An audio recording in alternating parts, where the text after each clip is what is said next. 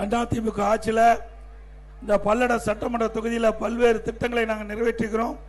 ஏன்னா இன்றைய முதலமைச்சர் வேண்டும் என்ற திட்டமிட்டு அதிமுக ஆட்சியில் தமிழ்நாட்டு மக்களுக்கு எந்த திட்டத்தை நிறைவேற்றவில்லை என்ற ஒரு தவறான செய்தியை தினந்தோறும் பரப்பிக் கொண்டிருக்கின்றார்.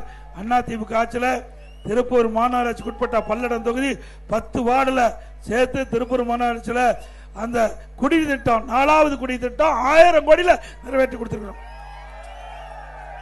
பல்லட சட்டமன்றத்துக்கு உட்பட்ட 6 ஊராட்சிகள் உள்ளடங்கிய 155 குக்கிராமங்களுக்கு 100 கோடி மதிப்பீட்டில் அந்நூறு அவனாசி கூட்டு குடி திட்டத்தின் கீழ் அந்த குடிநீர் வழங்கப்படுகிறது.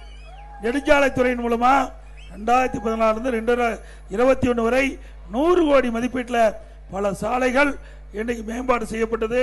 100 கோடி மதிப்பீட்டில் மண் சாலைகள், தார் சாலைகள் அமைச்சு கொடுத்திருக்கிறோம். இந்த பகுதியில் இருக்கின்ற ஏழை எளிய தாழ்த்தப்பட்ட குடும்பத்தில் பிறந்த மாணவி பட்டப்படிப்பு குறைந்த கட்டணத்தில் பட்டப்படிப்பு படிப்பதற்காக அரசு கலை மற்றும் அறிவியல் கல்லூரி கொடுத்திருக்கிறோம். கட்டடம் 9 கோடியில் கட்டி கொடுத்திருக்கிறோம்.